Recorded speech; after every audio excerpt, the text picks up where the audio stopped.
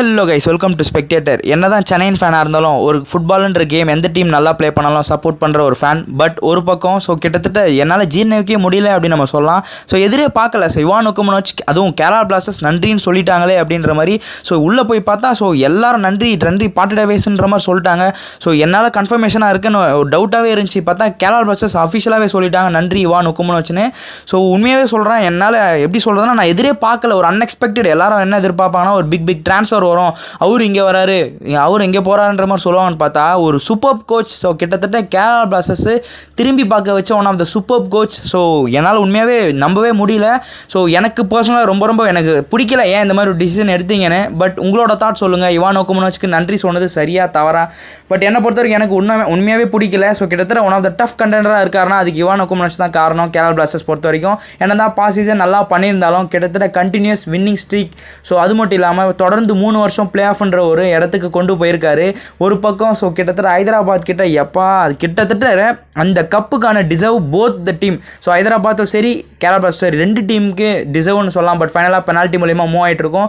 கிட்டத்தட்ட கப்பு பக்கத்தில் வச்சிருந்ததை பறி கொடுத்துட்டாங்கன்னு சொல்லலாம் பிளாஸ்டர்ஸ். அடுத்த சீசன் பெங்களூர் எஃப்சி சின்ன அது மிஸ் அண்டர்ஸ்டாண்டிங்கிற மாதிரி மூவ் ஆகிடுச்சு. இந்த சீசன் தோல்வி. கிட்டத்தட்ட ஆக மொத்தத்தில் பார்த்தீங்கன்னா என்ன தான் அந்த டீம் ஒன்றுமே இல்லை அப்படின்றனாலும் அந்த யங் இந்தியன் பிளேயர்ஸ் அந்தளவுக்கு பர்ஃபார்ம் பண்ணிட்டு இருக்காங்க. இதுக்கெல்லாம் காரணம் த மேன் இவான் ஒக்கமனோவிச். அவருக்கு நன்றி சொல்லிட்டாங்களே. ஒரு பக்கம் எனக்கு ரொம்ப ஒரு மாதிரி இருக்குது. பட் இது உங்ககிட்ட ஷேர் பண்ணி ஆகணுன்றதை நான் எதிர்பார்க்குறேன். கேரளா பிளாஸ்டர்ஸ் பார்த்தீங்கன்னா அஃபிஷியலாக சொல்லிட்டாங்க இவான் ஒக்கமனோவிச் நன்றின்ற மாதிரி. கிட்டத்தட்ட ஐஎஸ்எல்ல 3 சீசன் கண்டினியூஸ் பிளே ஆஃப்ஸ் கூட்டு போயிட்டு இருந்தார். அது மட்டும் இல்லாமல் கிட்டத்தட்ட 2022 பார்த்தீங்கன்னா டாப்பில் ஃபினிஷ் பண்ணனாலும் கிட்டத்தட்ட ஃபைனல் ரீச் பண்ணி ஆல்மோஸ்ட் அதிக பாயிண்ட்ஸ் எடுத்தாங்கன்னு சொல்லலாம் நம்ம கேரளா பிளாஸ்டர்ஸ். பட் நன்றி சொல்லிட்டாங்க. உண்மையாகவே எனக்கு எப்படி சொல்கிறதுன்னு தெரில, விட்டுருங்க.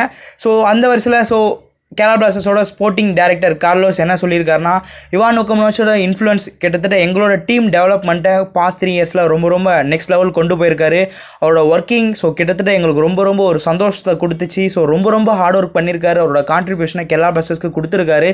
இப்போ பார்த்தீங்கன்னா ஒரு ஃபியூச்சர் பற்றி மூவ் பண்ணி ஆகணும் அந்த மாதிரி நன்றின்ற மாதிரி சொல்லிட்டாரு. அது மட்டும் இல்லாமல் அவங்களோட ஸ்போர்ட்டிங் டைரக்டர் பற்றி சொல்லியாச்சு. நெக்ஸ்ட் கிளப் டைரக்டரான நிக்கில் அவர் என்ன சொல்லியிருக்காருன்னா இந்த டிசிஷன் எடுக்கிறதுக்கு எங்களுக்கு ரொம்ப கஷ்டமாகவே இருந்துச்சு, டிஃபிகல்ட்டாக இருந்துச்சுன்ற மாதிரி சொல்லியிருப்பாரு. ஏன்னா கிட்டத்தட்ட முதல் நாள்லேருந்தே கேரளா பிளாஸ்டர்ஸ் எஸ்பெஷலி நான் பர்சனலாக இவான் ஒக்கமனோவிச்க்கு ஒரு நல்ல ஃப்ரெண்ட், ஒரு நல்ல ஒரு ட்ரஸ்ட் ரிலேஷன்ஷிப்பை நாங்கள் மூவ் பண்ணிட்டு வந்தோம்.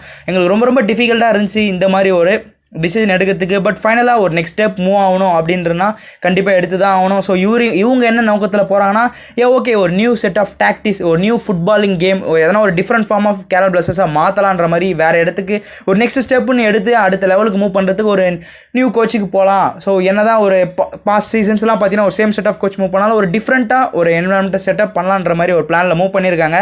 பட் அவர் என்ன சொல்லியிருக்காருன்னா கிட்டத்தட்ட நான் ரொம்ப நன்றியை தெரிவிச்சுக்கிறேன் இவான் ஒக்கமனோவிச்க்கு. அது மட்டும் இல்லாமல் கிட்டத்தட்ட ஒரு சூப்பர் ஃபவுண்டேஷனை கிரியேட் பண்ணார்.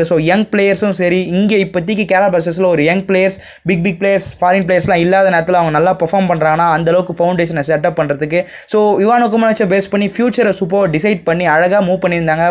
பட் என்ன ஆச்சு சடனாக தெரியல. இப்போ நன்றி சொல்லிட்டாங்க. கிட்டத்தட்ட என்னோட டியர் ஃப்ரெண்ட் கேரளா பிளாஸ்டர்ஸோட முக்கியமான ஆள் கண்டிப்பாக மறக்க மாட்டார் அப்படின்ற மாதிரி சொல்லியிருக்காரு. கேரளா பிளாஸ்டர்ஸ் ஃபேமிலி இவான் ஒக்கமனோவிச்சை மறக்கவே மாட்டாங்க.